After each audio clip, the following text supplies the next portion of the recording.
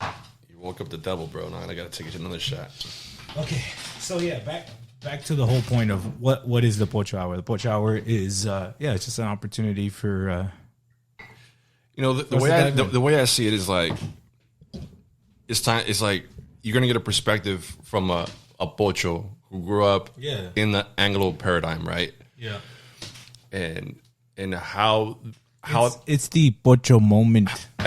Pocho moment, you know, and how that paradigm has always, you're in a constant battle, you know, between your traditional values that your family has with the Anglo values that you grew up with here in America.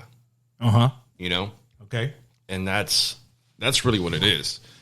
You know, like I've always struggled. I grew up without a father, so I always struggled with motherfucker, dude. That was all right. You grew up without a father. I grew up without a father, so it was always a struggle for me to figure out like what it is to be a man, right? And the role models that this culture, this American culture, gives you are not. They're not constructible. You know, they're not. I don't know what's the word. Sustainable, I guess you could say it. It's very, very like fucking destructive, I guess. You know, because if those role models, instead of like building you up, they make you weak and subject to being controlled by your passions, right? Like that's really what it is. Like if it feeds into your fucking, I don't know how you say it. It feeds into your passions, your temptations. You know, it's just constantly tempting you into being kind of a slave to your inner emotions and your inner passions. Right. Because I mean, like growing up, your value of a man was seen by how many women you have, right? Or how many women you talk to, or how many women you got underneath your belt, you know? Sure. And that was kind of like the way you gauged your manlyhood. Right. You know? Yeah. And traditional values, like, step away from that. Like, it's not about that, you know? You gotta come closer to the mic. Oh, shit. All right. I don't know what else to say, bro.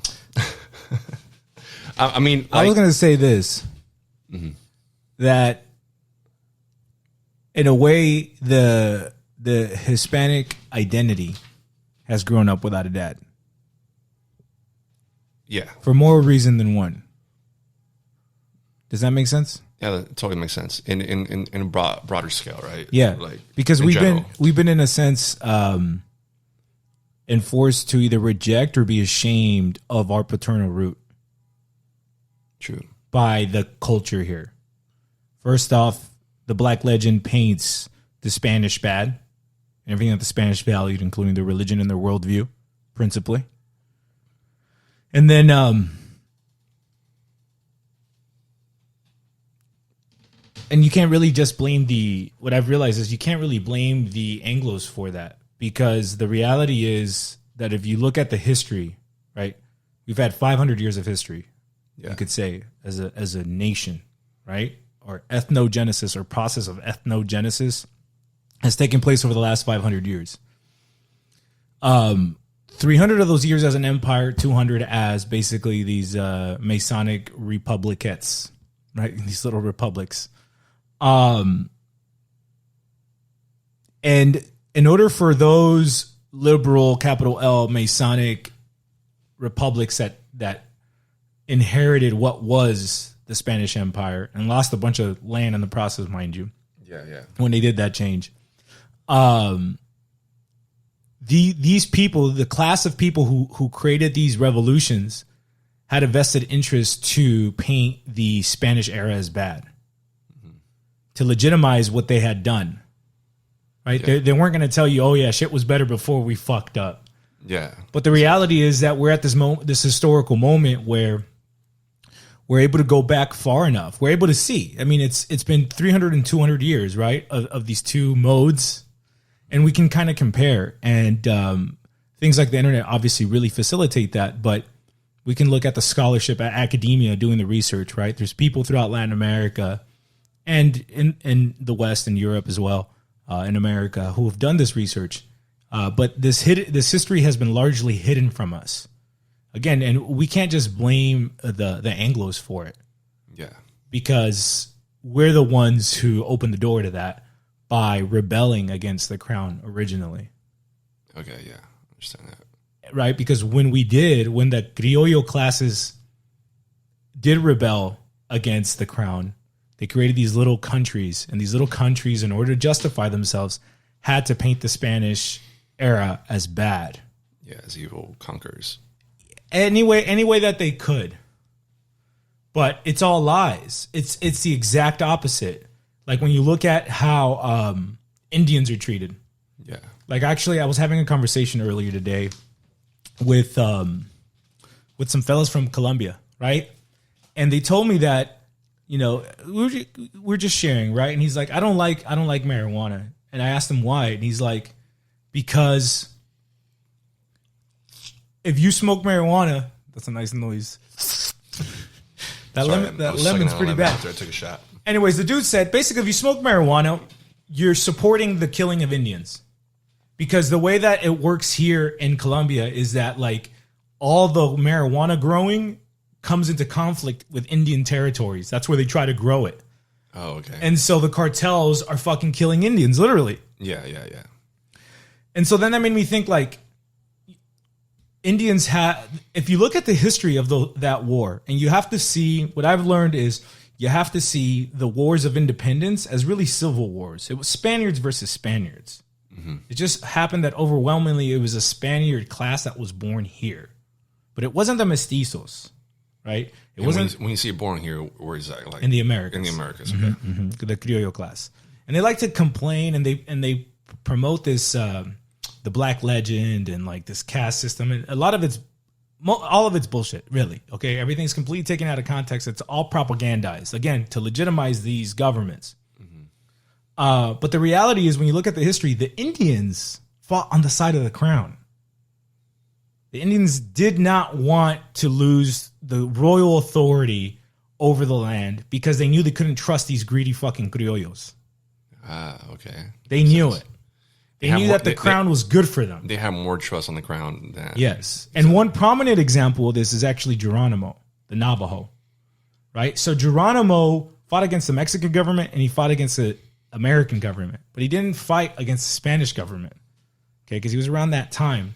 And the reason why he didn't fight against the Spanish government was because the Spanish built missionaries in their regions. They taught the Indians how to farm. His parents were Catholic. You saw the value behind the crown. Yes. His parents were Catholic. He's a Catholic. He's baptized a Catholic, okay? And his parents were farmers thanks to the Spanish. And the Spanish used the Indians as well to help protect the borderlands. So they actually had a lot of privileges. But once the Mexicans took over, this, in a sense, fake nation, right? Because these nations are made up, all of them. I'm sorry if that offends Mexicans, Argentinians, Venezuelans, Nicaraguans, Cubans. These are all fake countries. These are all regions of a bigger country that broke up. Yeah. And we can dig into the details. And that's something that was never taught to us. We never talked about. You know, like... yeah. I mean, until recent time, like, I didn't know that we had an empire that lasted 300 years. 300 years, yeah. That's insane. That's really insane. That's if you think crazy. about it, during a time when... what happened in those 300 there years? There was no internet, right? Like, this is... Yeah. How do you... Imagine running that much land today with the internet. And now imagine running that with no planes, no electricity, no internet. And these people were able to administer this empire for 300 years. And a lot of that management had to do with culture, right? Like, culture had to do a lot with it, right? Culture has everything to do with it. And that's really... It was a lot easier to manage. And that's really what needs to be understood. It's what is the cultural root of us? Because that same... the answer to that question is the cultural root of what set up that empire. That's a very fundamental question. And when you answer that question, you realize it's at complete odds with the cultural paradigm that we live in today, the Anglo-cultural paradigm, because it's evolved out of Britain. Yeah. Right? It's liberalism with a capital L that came out of England. And there's a reason why it came out of England. So what's crucial is to understand English history. Yeah. You can't understand the Hispano moment without having a good understanding of English history. I got you. But I wanted to touch on Geronimo, right? So Geronimo was a Catholic, and he didn't fight against the Spanish because he had privileges. His system worked better under the Spanish. It went to shit once the Mexicans got it, and it got even worse once the Americans got it. Remember, this happened like in a 40-year window. Yeah. Which is a shame. But what were we talking about? You were talking about marijuana and like how your friend from Colombia was. Yeah, exactly. So he doesn't like marijuana because it kills Indians. So it made me reflect on the Indians lived better under the Spanish rule. Right? I don't have all the historical details. It's something that I've been diving into for the last couple of months. Now they got to resort into growing marijuana, They got shafted. I mean, if you look at all the revolutions in Mexico that came in after that, which have been almost every 3 years, is like a different revolution, right? Yeah. It always has to do with that. It's basic. This tension. It's funny when you look at the history of La Conquista of the Americas by the Spanish. You realize that there's always been this tension. There's two things that happened once the Spanish came here and won the wars to conquer the land. One side of Spain, which was really the academics, the intellectuals, which were the monks, right? These were PhDs of their days. And the crown and the papacy, to be honest, understood that we are here. Yeah, we won the war, but these people are still human, right? The human dignity of the Indians was recognized immediately when the conquest happened. Yeah. Okay? They were ruled to be humans, and they have to be treated as such. And so you had all these academics that I can name try to evangelize and teach and learn from the Indians too. It happened both ways. So they learned the language, they wrote alphabets, they made dictionaries, they translated the Bible, they did all these things to, again, bring Christ to the Indians, bring true civilization to them. What are you trying to say? You gotta lower my volume's too loud? You're a little too loud. A little too loud? It's always be a little bit lower because yeah. you always bring it up. Okay. How about now? Yeah, you're good. So, is that good? Yeah, that's good, bro. Okay. Because I can go in there too. No, you're good, bro. Okay. So what were we talking about? You're talking about the Indians. So there was always this tension. There was a tension to civilize, to evangelize the Indians, to incorporate them into the empire. And then there was this other pole of greedy motherfuckers who wanted to exploit them. Steal all the gold. Yeah. And exploit them. Yes. Yeah. That tension was always there. Mm-hmm. But truly during those 300 years, that secondary tension was always controlled by the first one. Yeah. Which the Spanish Empire has to be understood was a civilizational empire. Okay? It was an inheritor of the Roman legacy. Right? The Roman model, pagan, right? These were pagan Romans, was we're going to come to your land, we're going to duke it out. We're going to beat you. You're going to lose. You're going to be our bitch. You're going to be our servant. Right? Yeah. But there's a light at the end of the tunnel. You're going to learn Latin. You're going to learn our culture. You're going to learn the Roman way. I want to teach you about Jesus Christ. No, this is pagan. Oh, this is pagan. Before. Oh, before. Okay. This is before Jesus, right? Oh, okay. But you're going to become a citizen eventually, and you'll be just as Roman as I am. And you can participate in the state just like any other Roman, including even being emperor. Okay? It's not about skin colors. It's not about any of that. There was old Roman families that you were never going to knock them out of the hierarchy. But no, you were incorporated into the empire just like a citizen. That was a big deal. Yeah. So that model, the Spanish inherited. But now add to that model Christianity, apostolic, traditional Christianity. Yeah. Right? So now it's like you're adding a religious aspect to this process. Whereas the British Empire was a commercial empire. Right, it was modeled after Phoenicia. That's a good example, right? The Phoenicians built ports at different places. It was a trading empire. Take out resources, send them back home, manufacture goods out of them, and then come sell them back. That was the British Empire. So you don't see ruins, you don't see relics, you don't see these beautiful towns that the Spanish built throughout the domain, because the Spanish didn't have an extractory empire. It was a civilizational empire. The Indians, Geronimo and his family, were subjects of the crown. And the crown wanted its civilization to be self-sustainable. You know? It was a Catholic, right? Yeah. A universal value. It was rooted in what Jesus Christ represents spiritually and on a human scale. Yeah. Right? So they only had one law, and that was God's law. Yes, essentially. Absolutely. Everything else is a refinement from that. Mm-hmm. Whereas in the British model, it's more about usury. Well, you have to understand there's three things. There's three roots of the Anglo Empire. First is the Reformation, Henry's Reformation. He had a problem with the Catholics, not because of a theological reason, but he wanted to get a divorce.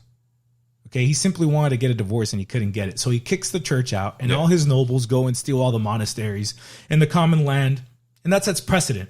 Okay, so now he created his own church.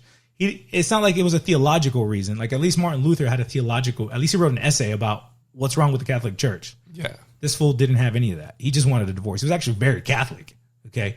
Yeah. But he didn't care. He cared more about his dick or his legacy, I guess. Super fat fuck. And that changed everything. That changed everything, because then his daughter comes in, Elizabeth, and she's the queen. It's not like Queen Isabella, who had a husband and was a good Catholic woman who always, in a sense, her husband was always the head of her, right? It's Elizabeth, who looks like a man. It's rumored that she was a hermaphrodite.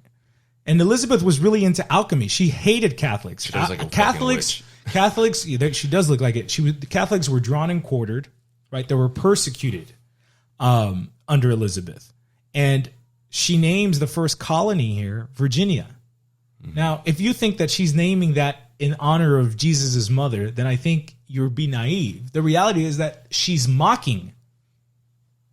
She is mocking the Virgin Mother of Christ by naming the state Virginia, because the English called her the Virgin Queen. They called her? Yeah, Elizabeth was supposedly a virgin queen. She was a hermaphrodite. Oh, okay. That explains her virginity.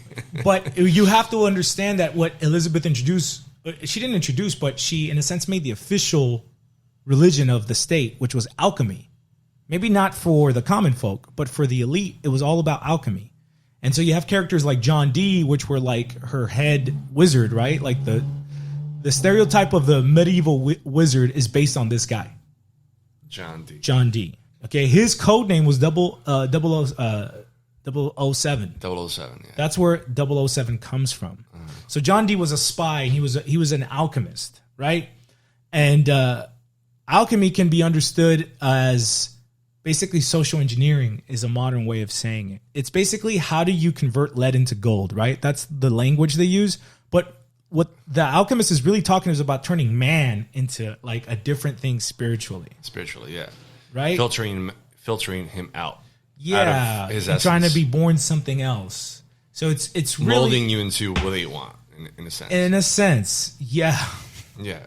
I mean, if you want gold, I'll put this and this and that, and I'll make gold. Yeah, exactly. Or whatever. Exactly. Yeah. So that, and also, it means shortcuts, right? Like an alchemist is like a hacker. Like a computer hacker to a computer system, an alchemist is to the world. Yeah. And so you have things like usury, which were banned by the church, right? Christendom did not allow usury. But now you have the introduction of usury. You have piracy, right? That's what she introduces. So now the English at this time don't really have an empire. They don't really have the ability to create an empire. They don't have enough money to do it. So what do? They're basically just jacking Spanish boats. So essentially they become pirates. Yes, that's what they did. Now the third thing comes in. So you go from Henry to Elizabeth to Cromwell.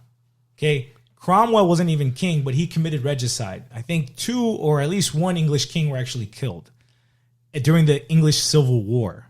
It's called the Glorious Revolution. But they killed their Catholic kings. Okay, you have to understand that regicide is a big deal alchemically, spiritually. What do you mean by regicide? I don't know the definition. Regicide means to murder a king. Murder a king. The regent. Yeah, regicide. Regicidio. Wow. It's better than it's worse than homicidio. Killing the regime. in a sense. Killing the king. Yeah. You have to see how this is reflective of killing Christ, because he is the king. Yeah, putting him on the cross. See this the symbolism behind that? Yeah, I see. So the English, they broke away from the church. They broke away from God through Elizabeth and her alchemy, right? Mm-hmm. And then they broke away from basically order once they brought in Cromwell. Because what did Cromwell do? He invited in all the Jews that got expelled when Isabel and Ferdinand came into power. Mm-hmm. So they got kicked out of Spain. The same year that they got kicked out of Spain, the Spanish discover America. It's almost as if God said, here's your gift. For 700, nearly 800 years, you have fought not just the Moors and the Jews, but you fought even Christian heresies, right? The Visigoths were Arian, not Arian as in white. They were Arian as that was their heresy. They didn't have the same theology as the Catholic Church. The Arians believed that Christ was just a man. He was not divine. In that moment in time, the Spanish were badass motherfuckers. Over those 800 years, so one of the key concepts to understand here is ethnogenesis. And that's really, we have to get our minds around that term, because what has happened over the last 500 years is that we have undergone a process of ethnogenesis. Think about it like it's a process of cooking something. And what's been cooking is our ethnicity, our ethnos. And, it comes from this moment, this year when the Moors and the Jews get kicked out. God, in a sense, rewards Spain with this continent, this new world. And again, there was always an internal struggle between those trying to exploit and those trying to civilize or edify or, do whatever you want to call that process. That same year is when this ethnogenesis starts. And we had 300 years as an empire, and we've had 200 years as these liberal republiquettes. During that time, the pendulum has swung, right? You could say how everybody wanted to be Spanish. And then over the last 50 years, everybody wants to be an Indian, right? Like everybody rejects the Spanish identity. If you go to the popular culture in Latin America, it's very anti-Spanish or anti that period. But that's all over with. What our generation at this point in history realizes is that there's no reason to be ashamed of either. Like factually, all these lies and myths told about the Spanish Empire, we can't pretend those are true anymore. It was easy to lie to the people when there was no internet. Yeah. And essentially those lies are meant to make you ashamed of your Spanish roots. To debilitate you. Mm-hmm. Absolutely. Because the moment that we embrace both roots, we realize that we have a dual legacy. And we have a really deep identity. Like our roots are deep. Way deeper. Yeah. Think of, I was actually talking to a friend. I mentioned Maz, right? Because Maz is Persian. Maz is our chiropractor friend. Yeah. Awesome guy. So I remember one time we were having lunch with Maz, and I think he was talking shit about the English or the Germans or something. Some European people he was talking about. Probably Mind English. You, his wife is white, right? Most likely the English. But he's like, these fucking chimps were peeling bananas while we were taking over Babylon. Yeah. So in his historical consciousness, he can go back thousands of years and understand what it is to be Iranian or what it is to be Persian. Yeah. The Chinese can do the same thing, right? They have an ancient civilization. And what you realize is we have the same thing. Because the Spanish themselves are a product of a mixing, right? You had Celts, you had other Proto-Europeans, you had Carthaginians come to Iberia, then finally you had Romans. And the Romans, what coalesced this thing? They became Roman. The Romans went in there and they mixed with them and they became an important province of Rome. Right? Emperors came out of it. Seneca was a Hispano-Romano. So that means that our legacy, our history harkens all the way back to Rome. Okay? On our paternal side. And our maternal side, it harkens all the way back to the earliest dawn of people on this continent, which we're in. Yeah. So it's a dual legacy that we have. That, Persians have one legacy, right? Yeah. Romans, Yeah, Italians or Mediterranean people, the Spanish or the Southern French, whatever, the Portuguese, they have one legacy. Mm-hmm. We have two legacies. So, and one legacy has been obscured, has been covered up both, in a way. Both have been shitted on. Because when someone tells you that you're a product of a rape, you're a rape, whatever. That's what other people try to describe us as. Yeah, as if the Spanish were all rapists. Yeah, right? Exactly. Come on, dog. A bunch of machistas. Who the fuck conquers? Come on, dog. Let's be honest. If groups of men from different races all go to the club, let's say 4 dudes from every racial group go to the club, who's gonna pull the baddest women? Yeah, I mean, just tell me who's gonna pull the baddest women. A conquistador. The Latino is the Latin lover is the Latin lover. Yeah. So don't tell me it's such a projection because you're the one who would have to rape. My dad is a handsome man. Yeah. Right. My dad knows how to play the guitar. He knows how to write poetry. You think he's gonna have trouble convincing any India to give herself to him? And we just won a war. Yeah. Come on. I mean, and if you think about it, like the name is not. They're not conquerors, right? They're conquistadores. Mm-hmm. Like they charm their way. I see what you're saying. They charm their way into it. Absolutely. Absolutely. Like it wasn't, and that's part of our heritage. They were not de facto. They were not the rapists. They're not called the rapists for a reason. Yeah, they're not the date rapists. Yeah, right? the date rapists. Yeah. But it's such a projection. It's how they are because they can't get pussy unless they steal it or pay for it. Yeah. Mm-hmm. And if they happen to be born handsome enough to get pussy easily, they don't know what to do with it. Yeah. Let's be honest. Yeah, they're not as suave. No, they're not. Yeah. So when someone tells you that, there's a shame. They're trying to shame you. They're trying to control you. And so we come to a point, and a lot of Latinos have suffered from this complex. And it's what's funny is that it's also tied into anti-paternalism. Right? It's a rejection of the father. It's a rejection of God. The same people who have a problem with their Spanish heritage are going to have problems with their father. For sure. Whether they admit it or not. Third, they're not going to be religious. They're going to reject God. Yeah. Why are all these things tied together? And when you understand what the Black legend is, as much as it is negative propaganda against the Spanish, it's also negative propaganda against Catholicism, against the concept of a universal ancient truth and tradition. Mm-hmm. Right? Yeah. Catholic means universal. So no longer is the truth absolute. It's relative. Yeah. No longer is God the absolute. It's your power, right? English physics, Newtonian physics, evolution, all these things come out of England. Why? Because of their heresy. Yeah.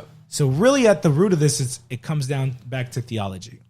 But regardless, without getting too mixed up in that, the point is that we're at the point in history where we can see this, we can understand it, and we can very peacefully, harmoniously embrace both roots. Mm-hmm. And really accept what has been happening for the last 500 years, which has been that process of ethnogenesis.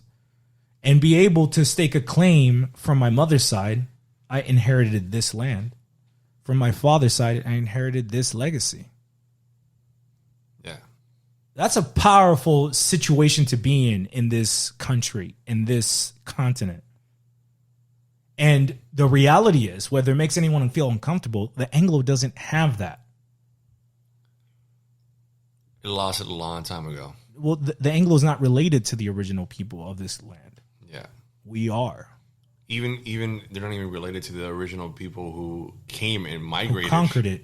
Migrated to this land. That's a very good point because when this whole white label identity comes in, I've had discussions with people who have Croatian last names or Polish last names and they don't even realize it.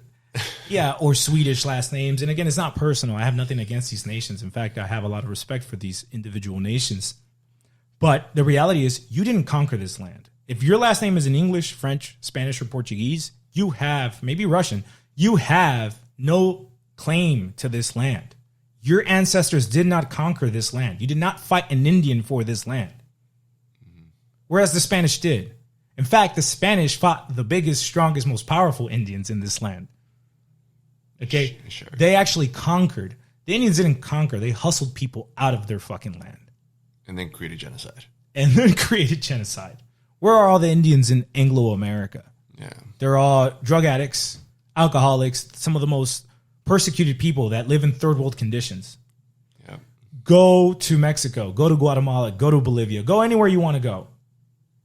Not saying that injustices don't happen against. You see them; they're poor as fuck, but they at least have land. But not all of them, dude. But yeah. let's be real, not all of them. I know plenty of Indians with a lot of money and a lot of land. Yep. They still speak their languages. They still speak their cultures. They still have positive reproductive rates. They're the most conservative traditional people. They make the whites in Latin America look like shameful fucks. They've been able to preserve their identity, their you culture. Know why? Because they embrace the church. They're more pious than the whites in Latin America. And again, this connects us back to the wars of so-called liberation. The Indians fought on the side of the crown overwhelmingly. The wars of liberation were Spanish against Spanish. And it was this urban Criollo class who was very Anglophile. They're the proto-Latinxer of their day, who were looking outwards to the Anglos and the French and saying, oh, we got to be like them. As opposed to looking inside and really realizing what they have and understanding that you don't measure success in our realm the way you measure success in their realm. They're measuring GDP. Yeah. We're measuring something that you can't measure. Can't measure, yeah. You can't put a price to what we have. It's more valuable than anything else. That's right. That's right! I love that shit. So that's the situation. Yeah, interesting. But going back to your friend from Colombia, I mean, I guess the point that he was trying to make is like trying to show you that they're being exploited, right? Like your consumption of marijuana hurts the Indians. It's contributing to the exploitation of the Indians. Yeah, that's what he said. You know, I explained to him in Cali, we don't smoke Colombian weed. We grow our own shit. Yeah, but I mean, it makes sense though. I mean, why, if you're in Colombia, you wouldn't want to smoke weed, right? Right. If what he says is true, which might be, I'm not knocking it. Yeah. But the point is that it made me reflect on this would never happen during the empire. Mm-hmm. You wouldn't have that. People were checked all the time. It didn't matter if you were Spanish. If you were Spanish and you committed atrocities, you were persecuted, you were exiled, or you were executed. This happened all the time to people who got out of pocket. This reminded me of that Narcos scene where one of the first Narcos, when he's in the restroom and he sees one of the white guys like doing coke, and he gets pissed off and beats the shit out of him because he doesn't realize like his consumer, him consuming coke. It's causing all these problems. It's causing all these deaths. You know, people have died for him to snort that shit up his nose. You know, so I mean, it's kind of that. You know, touching into that, it ties into why this has been tried to be covered up and hidden from us, because it's served the Anglos well. It's allowed them to be able to. The reality is that we haven't been freed for the past 200 years. We have our own flags and we have our own national anthems. We haven't been free in a spiritual way. No, even in a material way. Material way, okay. Yeah, We've actually been under Anglo domination. The British were just smart enough to let people keep their own flags. But the way American imperialism works now is that, well, you need to have a McDonald's logo somewhere in your city. Better have that fucking rainbow flag. And you better have a rainbow flag. Yeah. So keep your flag, keep your constitution. It doesn't fucking matter to me. We'll still own you. And one of the ways you can see that is when they finally killed Pablo, they were able to go into Colombia. See, Pablo was one thing that stopped them from going into Colombia. Why do you say that? He literally stopped the extradition law. right? The Colombians had passed an extradition law. Through his machinations, he was able to make the Colombian government bend. I mean, he killed a lot of people in the process. Hey, man, war is war. Name me one person in history, one war leader who doesn't have atrocities behind him. Yeah. I mean, let's just be real. I don't even think he realized that he was doing that, though. You know? No, he did. I think he did. He understood he was at war. This is war. Yeah. But I don't know if he thought that he was keeping the white man. Yeah, I don't think so. You know. I don't think so. I think, but that is the reality, because once they took him out, well, Plan Colombia comes in during the Clintons, and there's bases all over Colombia, American bases all over Colombia. Mm-hmm. And from then till here, the Colombian military has gotten a lot of hardware. The Colombian military is probably the best equipped military in Latin America because it all comes from the United States. Colombia is de facto part of NATO. Okay. But now when they went in there, they said, oh, marijuana is going to stop. Drug cultivation is all going to stop. Well, it's been 20 years and it hasn't stopped. It's only been increasing. Mm-hmm. You can see a parallel to this in Afghanistan. Before the Americans went in, the Taliban stopped all production of poppy and all heroin. Really? How were they making their money then? In an honest way. They stopped that. Once the Americans came in, heroin production skyrocketed. And now what do you see in the United States? A bunch of heroin addicts on the streets. Yeah. I mean, we've always had them, but... No, now it's way worse. Yeah, that's true. And you have it largely from vets. These guys who went to this unjust war to spread McDonald's and the rainbow flag. Yep.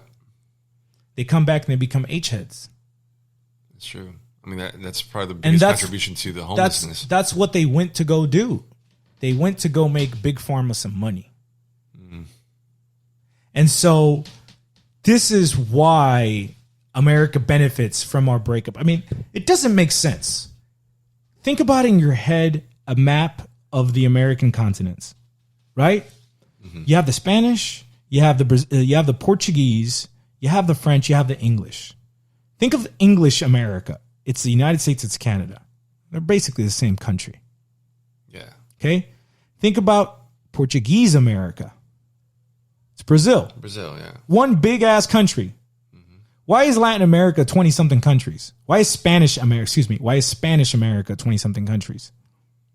Because of the legacy. It doesn't make sense. No. My point is, why isn't it one contiguous piece like Anglo America or like Portuguese America? Yeah, you're right. Who benefits? And just as in the example of the drug trade in Colombia, that's been the case with copper, with wood, with all matter of natural resource. And today what you see is that labor is the biggest resource that's being stolen from Latin America. Okay? NAFTA was fundamental in this. Because of NAFTA, all the heirloom, high quality corn, thousands of genetics of corn that the Indians have cultivated for thousands of years,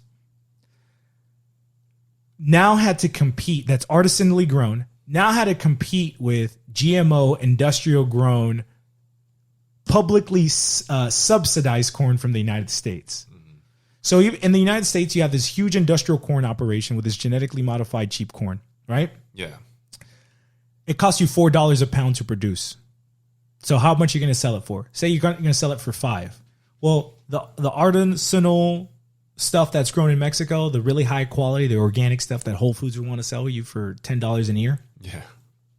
That stuff, the Mexican farmer peasant can sell it for $2 and make 100% profit. How the hell are you going to compete against him? Yeah. Well, what does the American system do? Your tax money subsidizes, gives welfare to these corn growers. Mm-hmm. Say it gives them $5.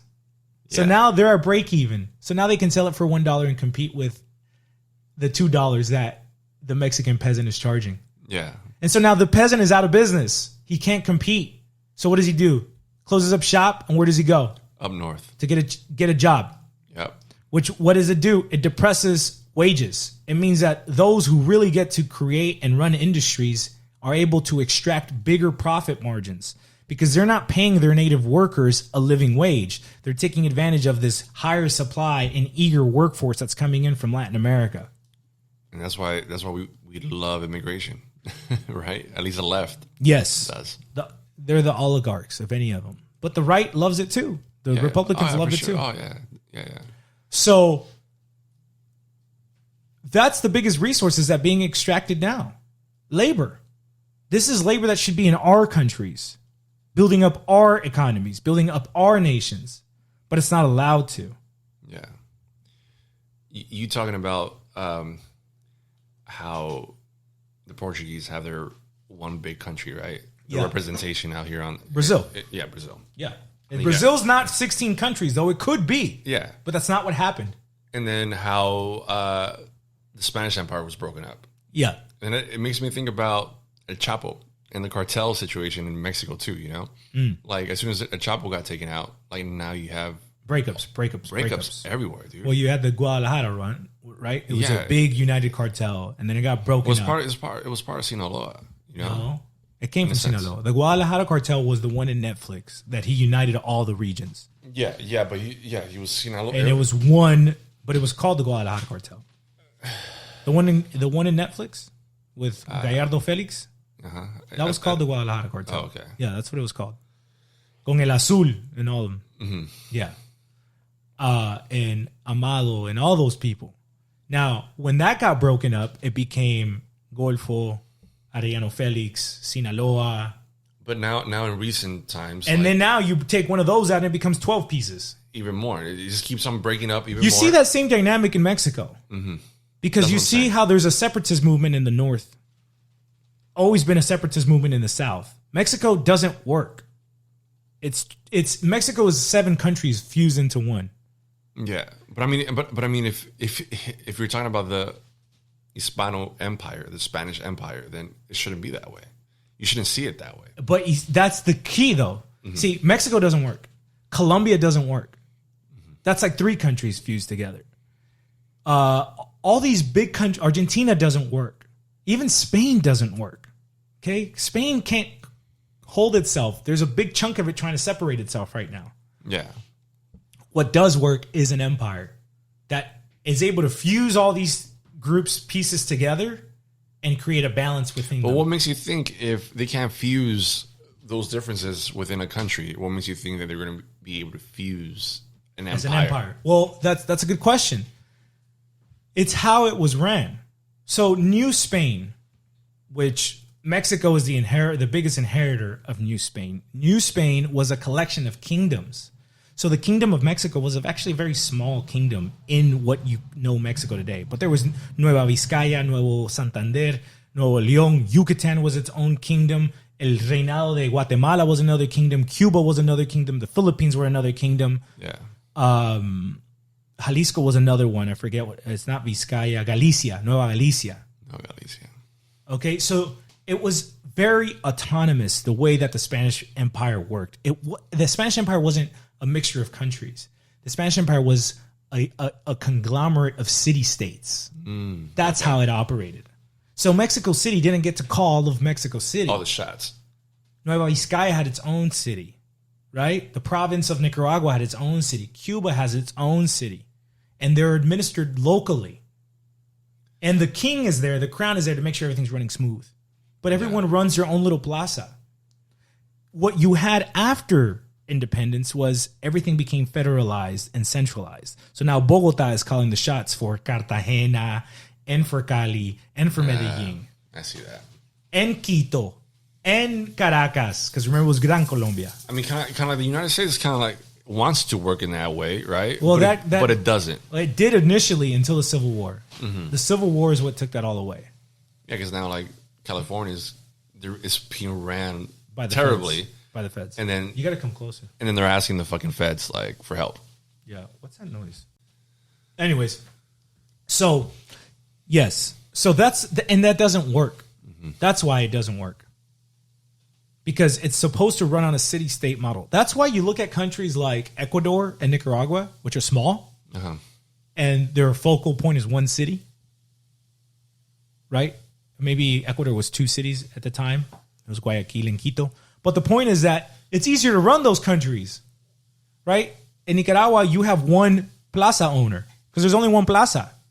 It doesn't make sense for a country the size of Mexico to have one plaza out of Mexico City. You'll never have harmony. Yeah. The North deserves its autonomy. The South deserves its autonomy. The Pacific deserves it. That's way too big to be running from one place. What I'm thinking about is like, can you have like multiple kings answering to one big king? Well, that's kind of what you had. So one of the things that's this conversation is revealing to me, we really have to understand what was the political system in place during that time. Because you had so first you had two viceroyalties, New Spain and Peru. Right? Why am I getting like a scratchy noise? Are you getting that? You know what? This might be too close to. There we go. Oh, that's weird, dog. That didn't make no sense. Anyways, so where were we at? We're talking about viceroys. Yes. So there was two viceroyalties, New Spain and Peru. The viceroyalty of Peru eventually then gave birth to the viceroyalty of Nueva Granada, which was Colombia, Venezuela, Ecuador, and Panama. And then eventually del Rio de Plata, Argentina, and Uruguay, and Paraguay. Okay? That was the last one that got made. Didn't really last that long. But, so each one of these had a viceroy. Okay? And then, yes, it was split up further, right? Because each kingdom had its own person in charge. But that system that they had, which really needs to be understood, so it's something of note that I really got to study and really get my mind around. But it inspired the American political system. The founding fathers got a lot of their ideas from the Spanish Empire. So a lot of I don't know, a lot of people, when they talk about kings, right, and monarchies, the thing that they hate about it is like there's always that one crazy king that does crazy shit. He was mean to me. He's mean to me, right? Daddy was mean to me. He touched me. That's always their argument, right? Like, why do you support a monarchy when you have the potential of a crazy maniacal king that could potentially fuck up everything, right? Yeah. But then it's like kind of like it goes through cycles, right? Like I mean, it's bound to happen with presidents too. You kind of have to deal with it. Yeah. Bear with it and stick with it and pray and hope and hope that the next king is not going to be as crazy. And the reality is that most kings were not that crazy. Yeah, but you see, that's the thing. Like growing up, that's what they teach you, right? That's the stigma. I mean, there's a stigma that they have. Like monarchies are evil. But you see how it's like fatherhood is evil is what they're really saying. Yeah. Because what happens if your dad's an asshole? What happens if you're born into a family, your dad's an asshole, and he's an alcoholic, and he can't control his anger, and he slaps your mom around? You see, like, one bad apple, like... Well, I'm saying, what happens? What's the right way to deal with that situation? Forgive him. Right. What are you going to do? You're going to beat him up? How's that going to make it any better? Any better, yeah. You really can't do anything about it. You just have to breathe through it. It's a cross that you were given for a reason, and it sucks. And you have to bear it. But so you're saying let's get rid of the institution because I had a tough time with it. What about everyone else who didn't have that experience with their fathers? Yeah, you can't judge it by one. You can't judge the institution by one bad player. Yeah, because essentially that's not how it's supposed to be ran. You're hating the game instead of hating the player, and in this case, you should be hating the player because the player fucked up. Yeah. Go ahead. Yeah. So that's always the argument when it comes to monarchies, right? It's like you're gonna have that asshole that kind of ruins the view. It ruins the perspective, the way that you see the game, right? Let's say you got a new job. He's just a bad representation of Let's say you got a new job, and it's your dream job, right? You've been working on this. You went to school for this job. Like, it was hard interviewing, probably you got the job. And now your boss is a fucking asshole. Mm-hmm. What are you going to do? You're going to beat him up? Yeah. You're going to get rid of your boss? You're going to quit? You're going to get rid of jobs in general because you can always have an asshole boss? Yeah. Shit happens. You just breathe through it. That's part of being a man, is being able to endure. That's the right thing to do. Don't get emotional, start crying and bitching and, I'm not going to have my toy, then I'm going to fucking throw a temper tantrum. That's exactly what the liberals did, capital L. I mean, they threw a temper tantrum because King George was taxing them for decent things. Like he was taxing them because he had to pay for their fucking protection against the French and the Indians. Yeah. And they were crying like little bitches. They wanted to go conquer more land. And the king's like, no, we're fine. They wanted to kill more Indians. And the king's like, no, we're fine. Not yet. We don't have to expand yet. Kind of reminds me of Trump right now and the liberal left, crying and shit. Yeah, dude, because again, a lot of these things are symbolic. Trump represents patriarchy. He represents fatherhood. I'm not saying he's a good representation of it, but in the American context, that's what he represents. He represents authority. He represents hierarchy. He represents Catholicism. In a sense, yeah. Universal, right? Revelation, truth. He represents Logos. Because he's a strong man in authority. Mm-hmm. So America was never going to work because you got rid of what binds a nation together, which is a strong man in authority, a father figure.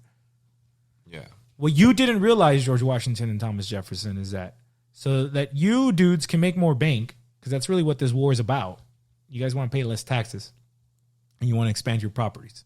You want to expand your portfolios, okay? Yeah. What you don't realize is that in 300 years, your descendants are going to be getting sex changes.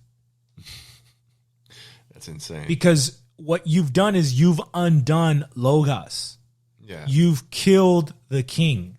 You've killed the Christ of the nation. You've killed the father of the family. Anything goes now. Yes, it's just one revolution after another revolution after another revolution. Well, now it's race. Now it's sexuality. Now it's pedastry. Now it's animophilia or whatever the fuck it is. Now it's pedophilia. Yeah. You just keep pushing the envelope because, well... What's next? Yes, because you've already proven that you can go against authority when you feel that it's unjust. Well, if you could go against authority when it's unjust, why can't I? Yeah. And why can't the next person? Why can't then you see then you get thrown into a whirlwind. And you're always constantly trying to be rebellious. Yes. Trying to get your way. Revolution is satanic. Because you're undoing natural order. I know revolution has a cool tone, a cool sense to the word. And I guess when you're revolting against the revolutionaries, it makes you a traditionalist. So that type of revolution's good. Yeah. The revolution. But revolution as a concept itself is a satanic thing. You're inverting. You're flipping upside down. Yeah. And what do you have today? You have a massive inversion. What do you have today? Pedophilia. You have witchcraft. You have Satanism. It's just completely unbound. Yeah. What's the root of this stuff? The root of this stuff is, and I'm not saying it's the ultimate root, because the ultimate root is Adam and Eve in the garden. Okay, we understand that. Yeah. But the root within the context of history, this moment in history, comes from England. And Anglos need to get their minds around that. And I know that's a huge humbling thing. And the tradition of alchemy that they carried with them, right? Yes. Because the English cut their roots. The plant that was England, the fruitful tree of Christendom that was England, when it had a high culture, cut its roots for material gain. So they sold their souls to the devil. The devil gave them an empire for a while, but what's the cost? Well, your descendants are going to get sex changes. And then but it seems like... And then the Muslims are going to come take over. But you see, the thing is, like, it seems like they're okay with that, though. Because they're about globalism. Well, they're degenerate. And they're about control, right? I mean, you take away... But they lost control a long time ago. You don't think they got control over... The Jews took over. Yeah, but I'm saying if they take, like you said, like they take the father from a nation, right? Or from a household, then you have control over... Yeah, but it's an illusion. Because Satan loves destruction. So yeah, he's going to give you the illusion, but now your daughters are getting pimped out by Muslim grooming gangs in Birmingham. Yeah. So what was the point of your empire, your 200 years of empire, if at the end of the day it's costing you your granddaughter? You see how satanic that is? Yeah. Give me your child. Come unto the statue of Moloch. Place that child into my burning hands. Sacrifice him to the gods, and I'll give you riches. I'll give you riches. Yeah. But how long do those riches last? Yeah. You can't take that with you to heaven. Mm-hmm. The Spanish had a different worldview. We can't take this to heaven. Why did it come back? Anyways, okay. The Spanish didn't have that worldview. Mm-hmm. Everything was in glory to God. Look at all the Spanish colonial towns you've been around in Latin America. You've been all over around Latin America. Yeah. Think about all those towns, the footprint, the grid pattern of those towns.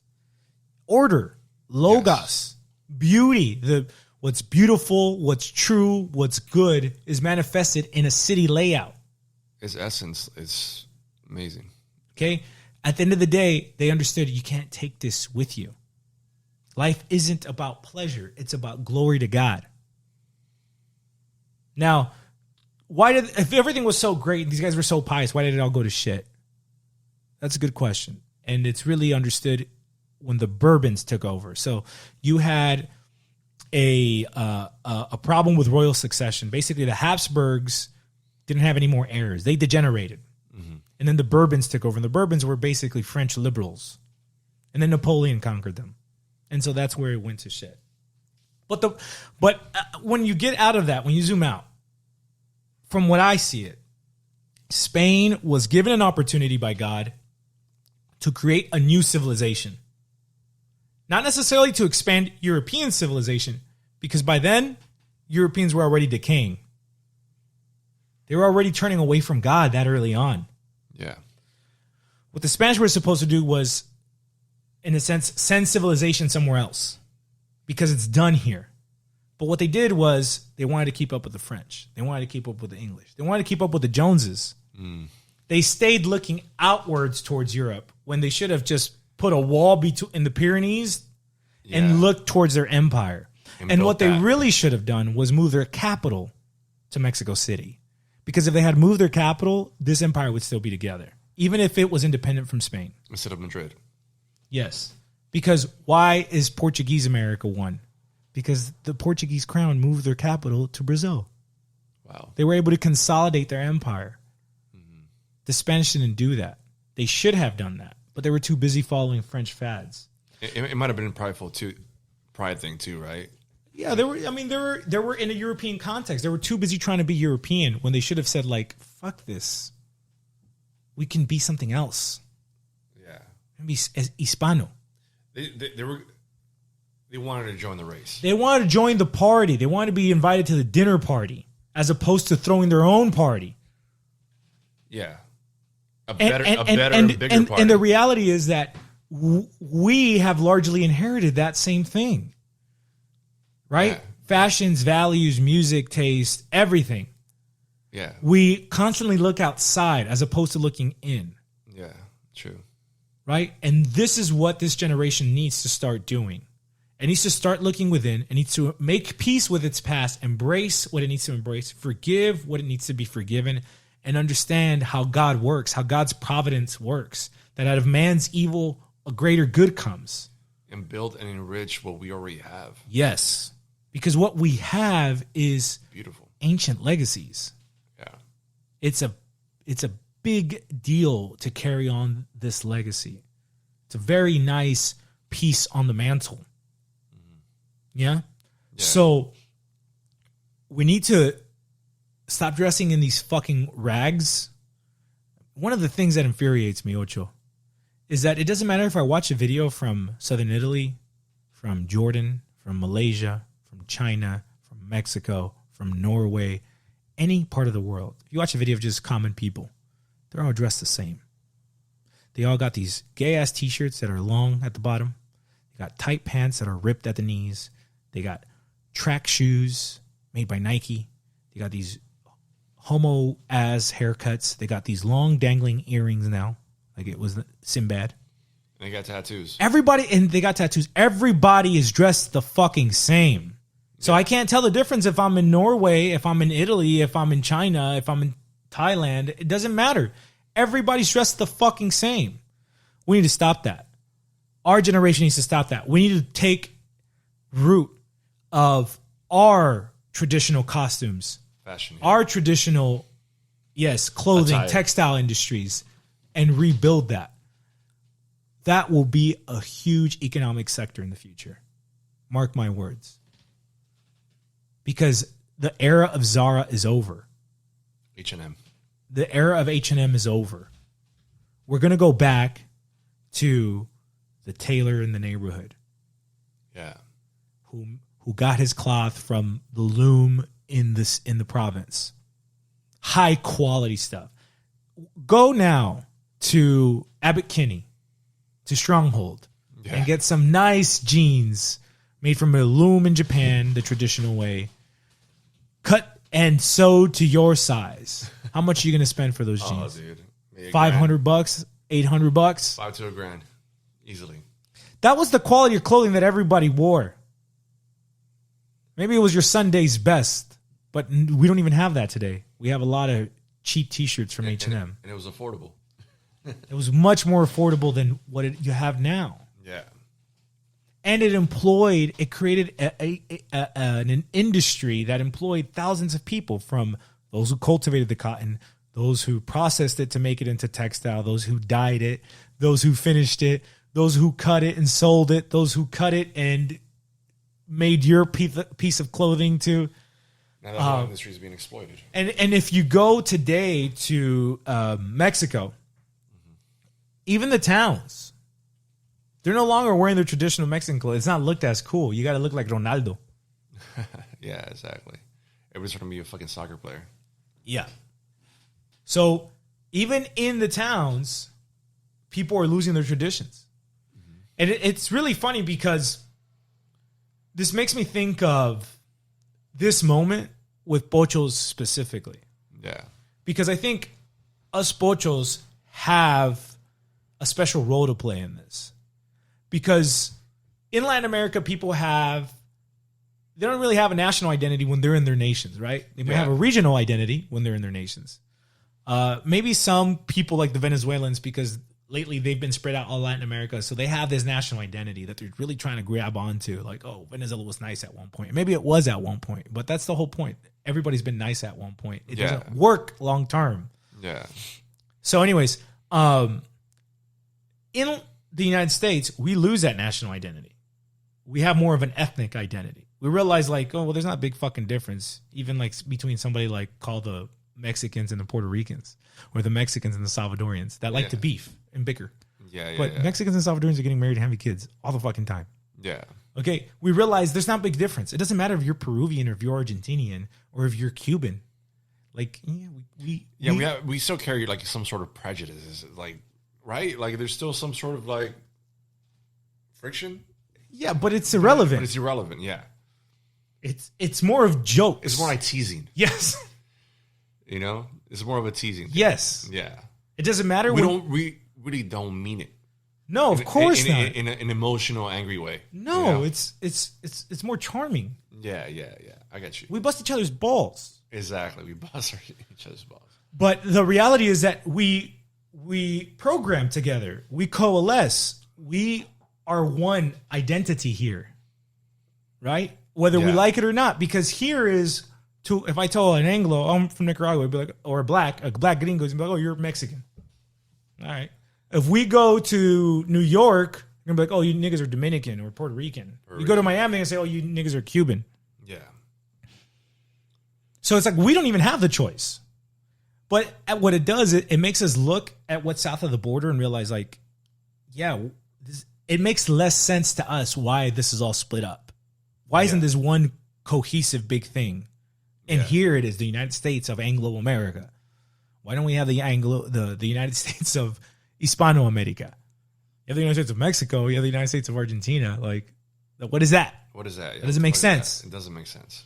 No, it doesn't. So we have I think, because also we have more influence. You go back to your hometown in Jalisco. I go back to my hometown in Nicaragua, and people are going to give us more respect. They're going to pay attention to what we do, what we value, what we're listening to, how we're dressed. Yeah.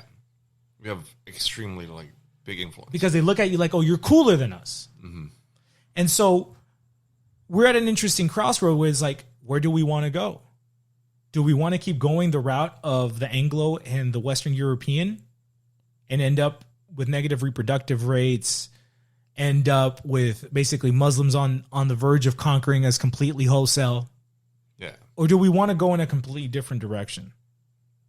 And of any group in Latin America, it's the diaspora, the Pochos, who can really guide that the right direction. But in order for that to Because happen, we're born here. We know this place better than you guys. Listen to us. You don't want a Starbucks. Let's start our own thing. yeah. See, and that's the thing. We have that American hustle. See, you got to give credit to America too. You can't just always knock it.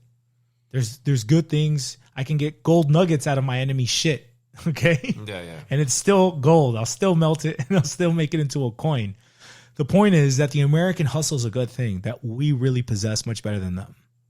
That industriousness, that entrepreneurial spirit, that venturousness in business is a good thing for us. That fearlessness. In business, it's a good thing for us. Yeah, but in order for that to happen, though, the Pocho has to be woken. You got to get closer. In order for that to happen, the Pocho has to be awakened. Yes. And that's kind of the reason why. How do you doing see this. that? How do you? Yeah, that's exactly right. I mean, that's essentially our mission. Yes. And what we have to do is recognize the state of the Pocho. There's 3 camps. Mm-hmm. There's the Latinxers, We're a lost cause. who are a lost cause. They all think they're Indigenex, Oaxacanex, whatever the heck they think they are. They hate the Spanish. They hate God. They hate their fathers. They hate their heritage. Their twins, their fraternal twin is the pick me. The fucking Pocho who's like, pick me, white man. I want to be part of the team. Pick me, pick me, pick me. Give me an example of a pygmy. What's that fucker's name? That white kid with a Mexican last name. Nick Fuentes? Nick Fuentes. All right, that guy's a pygmy, huh? Mark, what's that Cuban senator? Mark Rubin? Oh, Marco Rubio. Marco Rubio. It's a pick me. It's that guy. They're smaller than the Latinxers. The Latinxers are bigger. They're the dude that want to still have ties to their Hispano Not culture in a really. way. Just their last name. Just as a front. Yes. but it's, they want to they're be all Anglo. about they're all about spiritually assimilation. Anglo. They're spiritually Anglo. They've rejected Hispanismo. Okay. Hispanitas. They've rejected Hispanitas. Okay, so you have the Latinx and the pick me. Then you have the boomer, which is our parents. They got used to the life here. The convenience, the comfort, the numbing convenience and comfort, the consumption. They don't want to go back. They're happy being able to go to Ralph's and paper or plastic and drive home on the freeway and listen to Doctora Polo. Because their experience Back there is bad. for the most part was bad. Yeah, It was a struggle. They were poor. It was a material struggle. Material struggle. Yeah.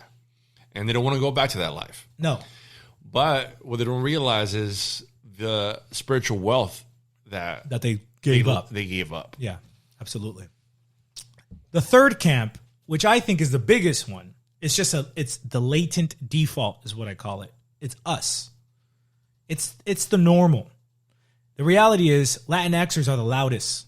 But they did a study recently where only 3% of Hispanos in the United States use that term. And it's mostly the intellectual college fucking graduates. So then the latent default is all the ones who didn't go to college, dropped out of college. Maybe they finished college, but they never fit into college. Yeah. Socially, culturally. Mm-hmm. Or they joined gangs and jail was their college. Yeah. Or a mix in between. Maybe they work in trades. They own their own businesses. They're overwhelmingly male. Yeah. And those males' wives. Mm-hmm. I think that's the biggest segment of Hispanos in the U.S. But again, the quiet ones. yes, the latent default. They're not on Twitter because they don't got time. I don't got time for that bullshit. Right.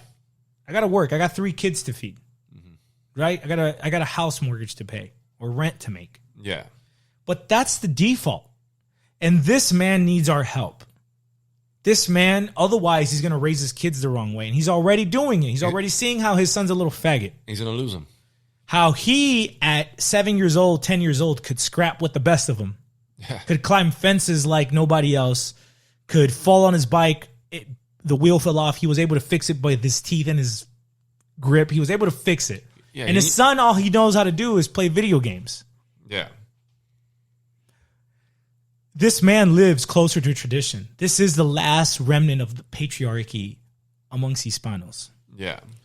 And a lot of these guys are waking up. A lot of these guys are actually picking up the faith. They've gone through a spiritual conversion in their own personal lives. Mm-hmm. But yes, we need to talk to him. He's the one who's looking for this, whether he knows it or not. Yeah. He's the one who understands this, whether he can verbalize it or not. And that's really who we need to focus on. And so now it becomes a question of, okay, well, what do we do with that guy? Again, first, we need to dispel the black legend. We need to give the factual history of what actually happened. What was the Spanish Empire? What did it mean on a macrocosmic scale? What was its legacy?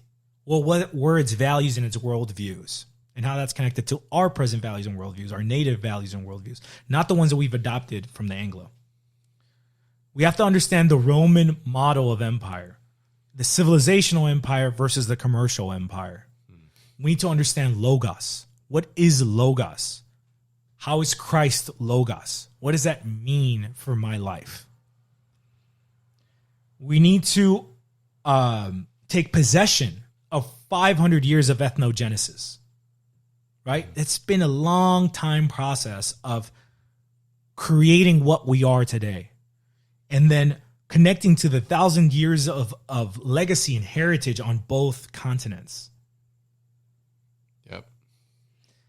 And then we need to ask ourselves, once we get a good grasp of this, can Anglos benefit from our worldview? Because Anglos are having a problem too. They recognize that something went wrong along the way. Yeah. And I'm not saying all Anglos, some of them might be white and not Anglo, right? They might be Irish, they might be whatever, Italian, whatever. But they realize, like, yeah, we bought into something, this isn't paying out. Something's wrong. We're fooled. And you're seeing, and you've always seen it, this is the reality that you don't notice. But there's been many instances where Anglos adopt Hispanic culture and actually thrive. Oh, for sure. The cowboy. Is one. Mm-hmm. Okay? But the carnales. Even today. The Zoosers, yeah, the cholos. Yeah. You know? The carnales. There's a lot of whites homies who adopted a Mexican heart. Yeah. And became OGs. They became the Miklos. Shot callers. Yeah, exactly. So, again, when you understand that the Spanish Empire was a civilizational empire, that it didn't just incorporate Spaniards, Italians were part of it, even Dutch for a while, Germans, Greeks, all these people were part of the Spanish Empire. Mm-hmm. Irish, okay? Mestizos, Indians, blacks. I mean, there was black conquistadors, okay? Yeah. Who once conquering, got their nigga, I'm Spanish paper. Officially, yeah. I am Spanish, papi. Okay? Yeah. Because he proved his Spanish heart. And you can see a remnant in that in the gangs today. Yeah. You prove your... It's not about your skin color, it's about your heart. What you got inside. That's right. That's right! So that's important because the reality is, but I've even had black people reach out to me on Twitter and be like, I've been looking into the history you talk about, and I realized that if we were part of Latin America, we wouldn't be dealing with this shit. Yeah, white people wouldn't be in this situation. Yeah, I know. I've had tons of white people, almost at least weekly, on a weekly basis, write to me and say, I'm Irish, and I see how I lost roots with my Irish identity, and I adopted this generic white identity, and I hate it. If black people, let's say there was a whole big group of slaves that went to Mexico, right? Mm-hmm. It was a big group. Sure. Big population of blacks. They would have had their own little country. They would have had their own little communities. Guerrero? Yeah. Spanish Florida? Yeah. That's what Florida was. Florida was... The Spanish said, hey, we'll give you guys this piece of land. All you freed blacks, this will be your province. Mm-hmm. as long as you protect it. Yeah. Absolutely. Absolutely. Because when you understand the universal roots of what the Spanish Empire was, you realize that it's a tool of cultural flourishing, right? When the Catholic Church, the universal church, comes to your ethnicity, whatever your culture is becomes heightened. It becomes a higher essential form. It expresses itself in a more refined way. Because you're giving glory to God. Yes, right? Which is, look at the German churches, look at the Greek churches, look at the Russian churches, look at the Spanish churches here in the New World. They look different. Yeah. And so you look at, let's look at blacks specifically. Look at blacks from Colombia. And you listen to their music, and it's so good that it'll make Africans dance. Yeah. Cuba. Okay, exactly. Look at black Americans. Even, you could say jazz is cool, but it's not going to make no African dance. You get what I'm trying to say? Yeah, like, yeah. It doesn't have the spirit, the African spirit. It's not quite African. Yeah.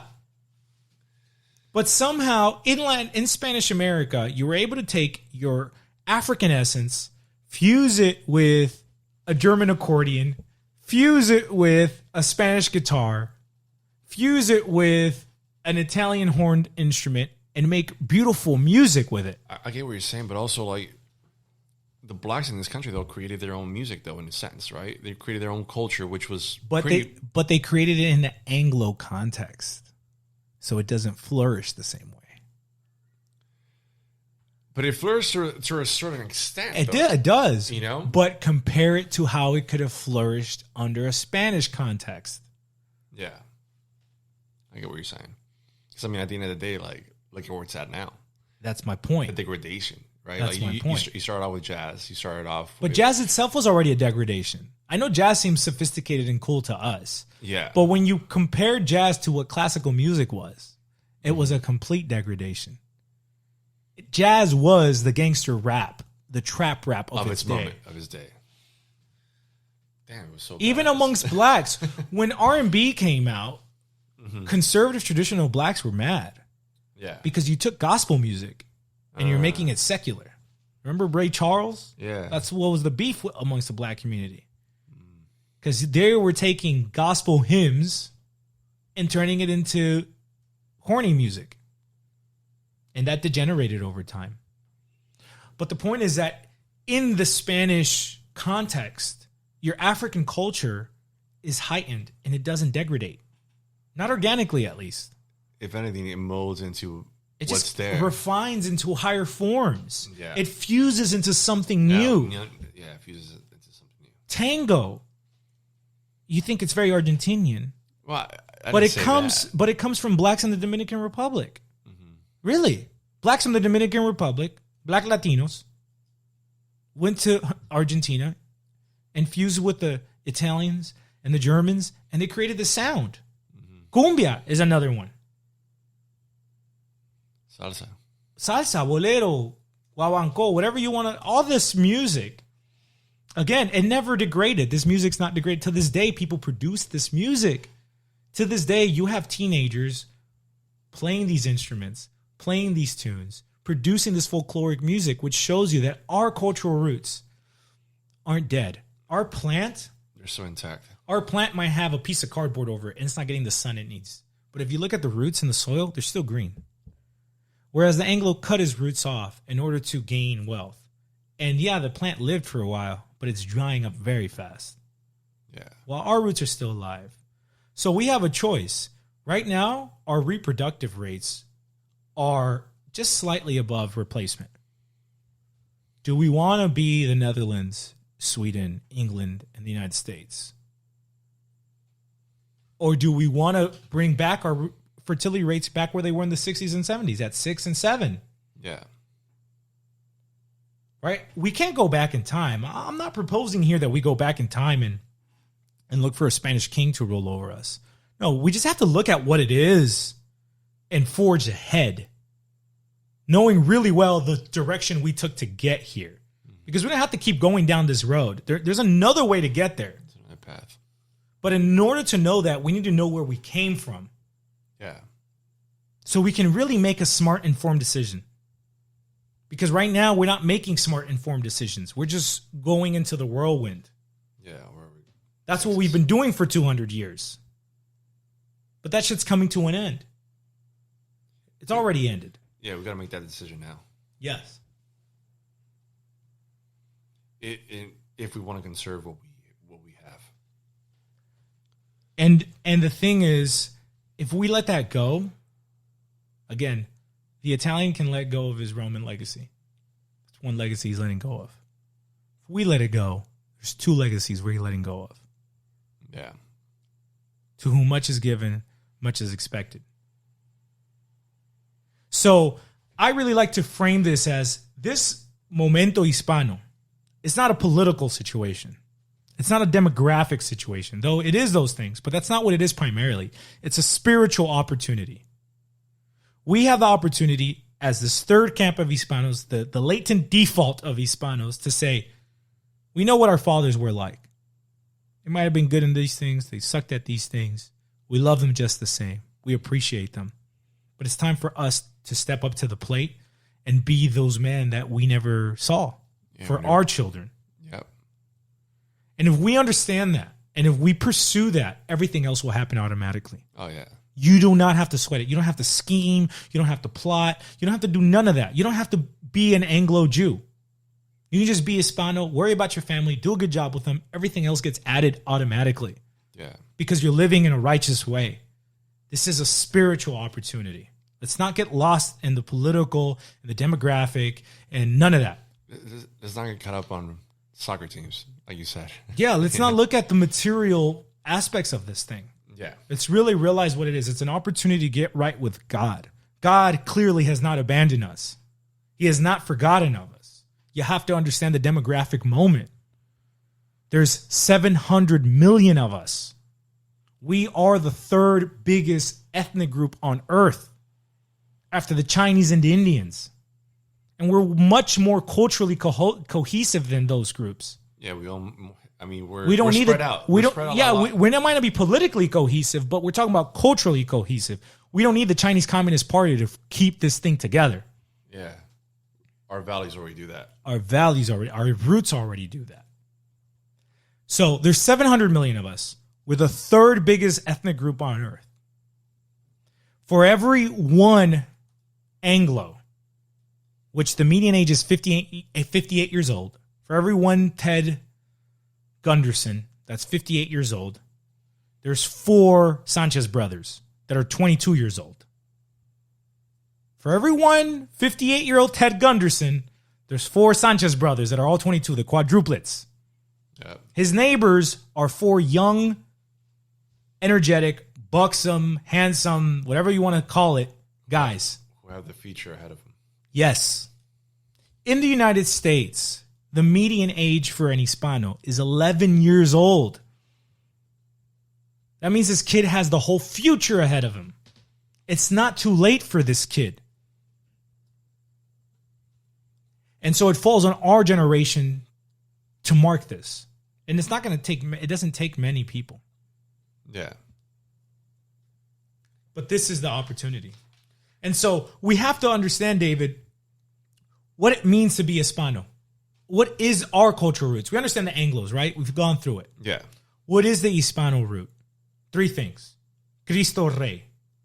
The universal Logos. The way. The church. The universal. The eternal. This is what Cristo Rey means. It's humildad ante Dios. It's recognizing we're nothing compared to God. We're in his hands. Yep. But it's also understanding no dialectics. This is where the theology comes in. Because Christ is both man and God. And you can't separate, but they're not mixed either. It's a mystery. But there's no tension between him being man and God. Just like there's no tension between you being Spanish and Aztec. Roman and Mesoamerican. Second root, la lengua española, the Spanish tongue. It's our paternal root. Literally, if you look at the DNA, even of black Cubans, if you look at the DNA of Peruvians who look to you completely Indio, 80+% of these people have Spanish paternal DNA, R1b, and some other numbers. Yeah. So we're all brothers. Yeah. Which ties into our third root, el mestizaje, which took different forms. It's our maternal root. The mestizaje in Mexico was different from the mestizaje in the Caribbean. It was different from the mestizaje in Peru. It was different from the mestizaje in El Rio Plata.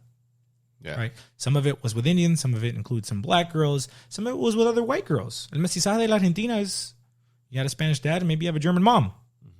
Okay? But it's all part of the same. What this does, though, is that it gives us a double legacy. It gives us a brotherhood because we all share the same dad. So it doesn't matter if you're Dominican or if you're Cuban. Your brother in Mexico is your brother. You got the same dad.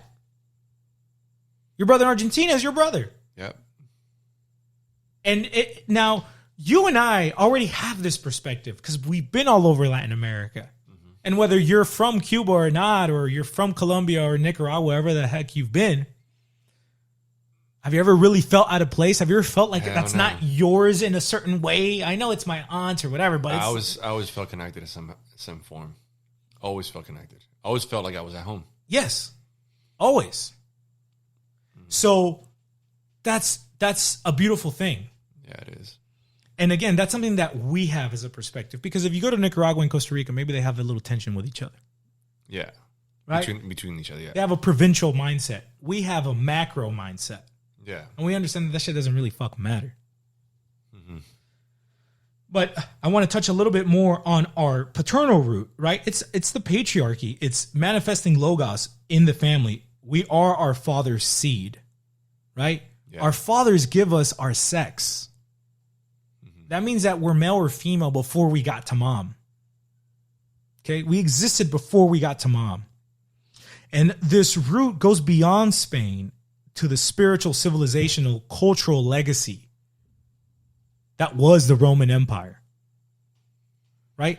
Spain was a new iteration of Rome in the West. You can look at the Russian Empire was a new iteration of Rome in the East. Yeah. And so I had an exchange with a Spaniard on Twitter, and he's like, how do you think you're going to have a Hispanic empire?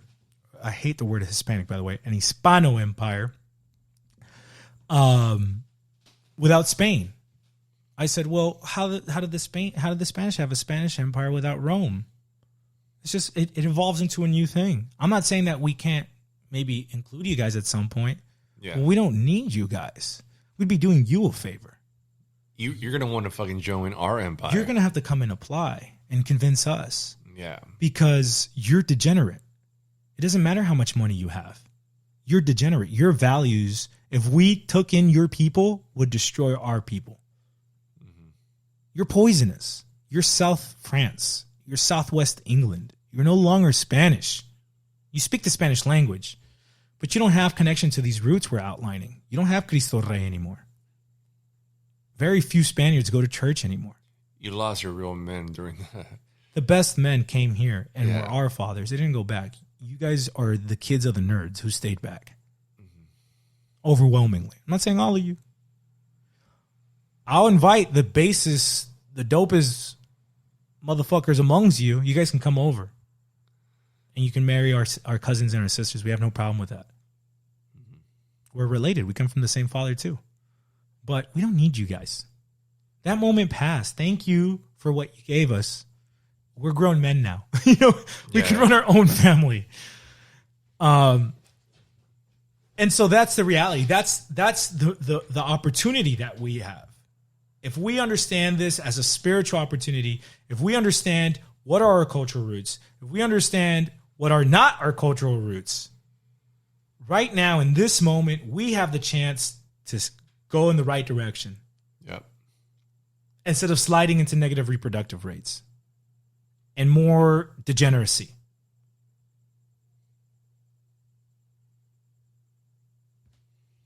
That's el Momento Hispano. That's right! That's right! This way!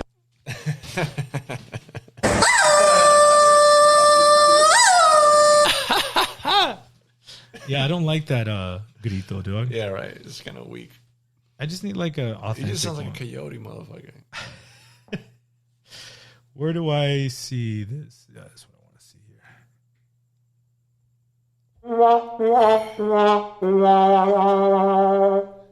Yeah.